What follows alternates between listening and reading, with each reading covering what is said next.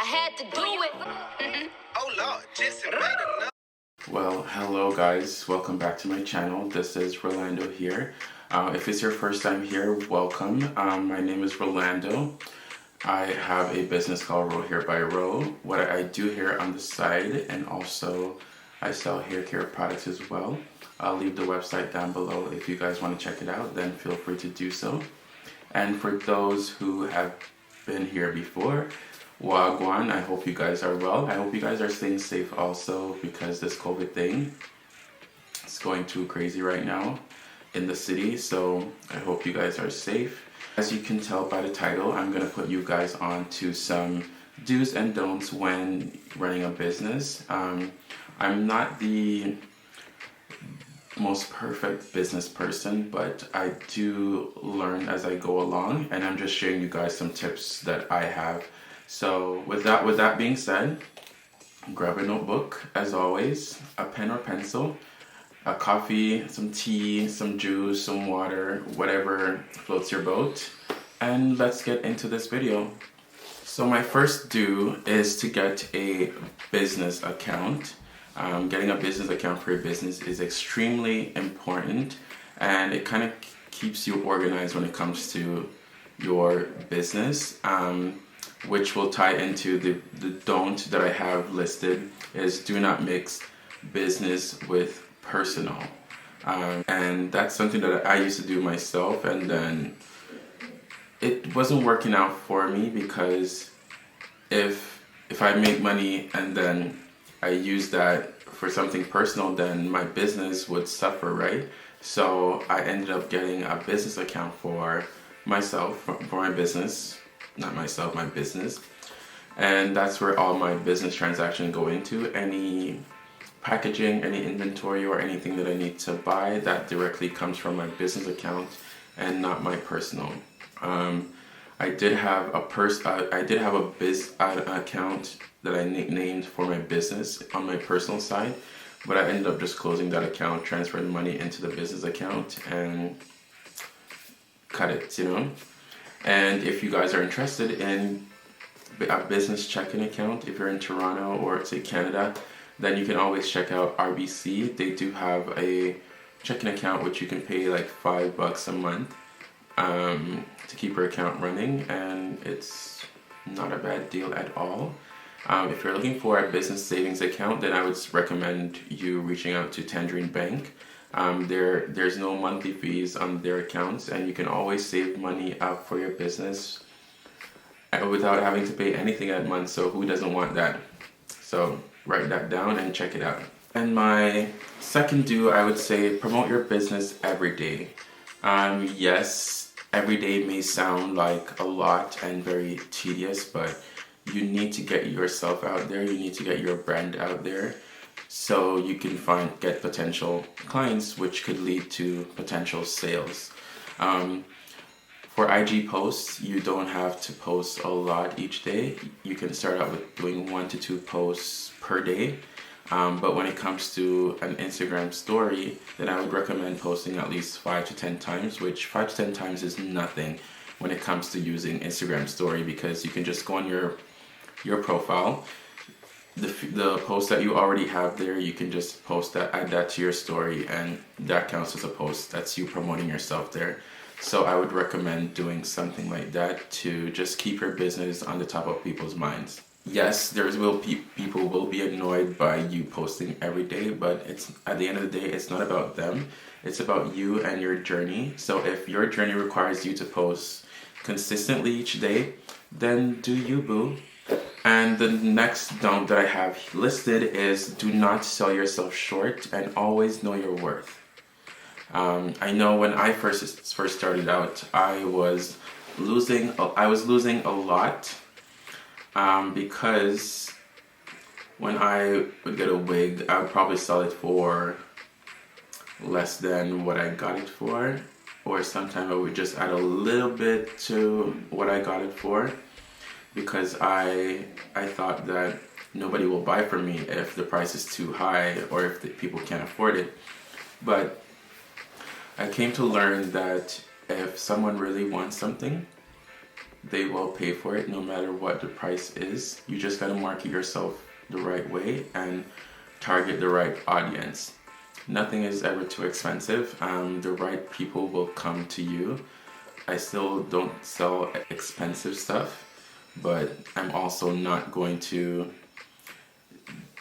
dumb myself down just to make somebody else who probably would buy it from you once or never, just to make them feel good. So know your worth.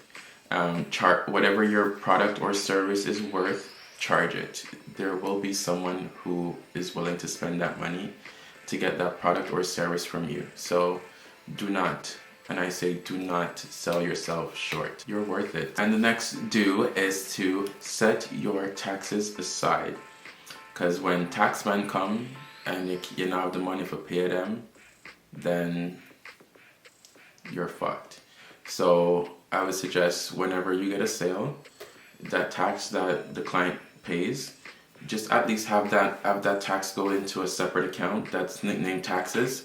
So when time comes for you to pay your taxes, all the money is in that one account, and you can just give it to the government. Or if there's a little bit that's missing, you can always replenish that because it won't be too much. So make sure you set your taxes aside. That's extremely important.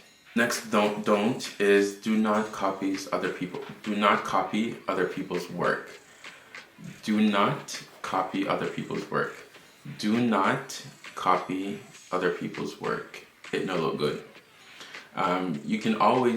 It's always okay to be inspired or motivated by another person's page or how they present themselves, but to just go on their page and then make everything exactly like them, no.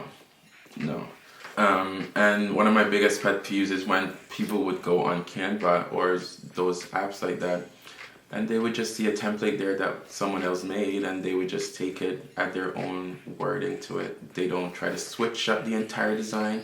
They just change the wording, and that's it. You need to learn to be more creative, and that's no diss to nobody at all, but you want your brand to stand out. You don't want somebody come on your page and be like, oh, I've seen that already, next. You want to stand out, so that's why I said you guys need to be as creative as possible, because everybody is different. You can never find another Roh, and you can never find another you. So try to make yourself stand out and be more original when it comes to your designs, your aesthetic, and your branding. And the next thing is to invest in your business. Yes, invest. So for example, if your business brought in $1,000 today, you can't take that $1,000 and be like, oh, I'm gonna buy this purse that I wanted, this sneaker that I wanted, this outfit that I wanted. No, that money doesn't belong to you. It belongs to your business. So that $1,000 should go towards your packaging, inventory if you need any business expenses that your business may have. Then that money needs to go towards it, not in your pockets. It doesn't work like that. But yeah, investing in your business is key because you want to keep growing, you want to expand, you want to evolve as a business owner. So always invest in your business and it will pay off in the long run. And the next don't is do not cancel your business because you're not making any sales. Okay? Do not cancel your business because you're not making any sales. You have to keep in mind that a master was once a beginner. Yes, there's gonna be other people that launch their business and they get a lot of sales in their first day, first week, or first month, whatever. But you're on your own journey, and you can't compare yourself to others because comparison is a thief of joy. And I was watching Ada Ozuna's video recently, and she said the same thing. Shout out to Ada. She's an amazing person. Very motivational, very inspirational. Like, her come up is just so inspiring, and she just keeps it real with us. So I enjoy watching her videos. and she spit facts, and it's like you can't cancel your business because it will get to what you want it to eventually, but everybody's on their own timeline, everybody's on their own journey. Her journey is completely different from mine. That doesn't mean that I won't succeed. Always look forward to learning, always try to evolve your business. Just do your best every day for your business. Just show up, post, do your posting, your story posting. Just be consistent, and your hard work will eventually pay off. When it comes to your business, it's about the marathon and not a race. You get it? Because a lot of people probably launch a business, and in the first month or so they're not making the sales that they would want to make, so they're like, fuck the business, I'm done. But you don't know if that next month would have been your best month. You probably be getting sales every day. So don't give up, just continue going, and it will pay off eventually. It will, I promise you. And the next thing is to protect your intellectual property, and that means like getting your business trademarked. With me, before I launched my product line, I wanted to trademark Rohair before I put it out there, because I don't want to put all this money into getting all these products and then someone out there already have that name, and then when I launch, they would send me a cease and desist letter saying that I have to stop producing content or products using the word Rohair. So I wanted to be safe. So I reached out to a company called Heirloom, and this is not sponsored by them in any way.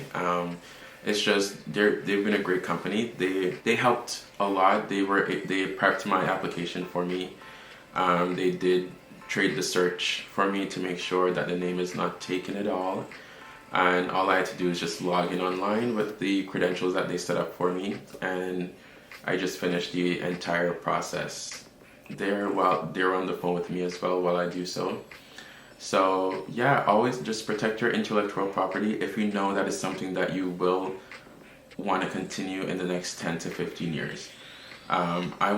There's so much more into Rohair as a whole, so I need that trademark for at least 10 to 15 years to do more with my brand. So yeah, and the last thing is to always stay on brand. It's very important, and it kind of keeps your aesthetic very pleasing. When I first started with the hair stuff, I would only post hair video, hair pictures, but there was no logos on the picture at all. It was just the raw picture.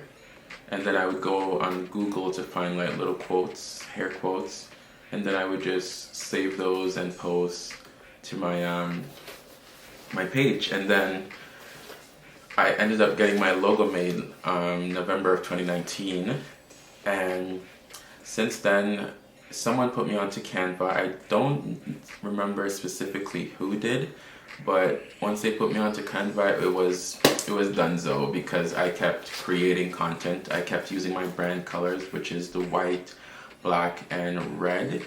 If you go on my Instagram page now, you will see that there's a lot of cohesiveness going on, and you gotta do that for your brand to make sure that your branding stays on top of people's mind, because potential customers, they look at a lot of different things, and some of those things could be the way you market yourself, the way you brand yourself, the packaging, and stuff like that. So always stay on brand, keep your brand on people's mind, and you'll be good.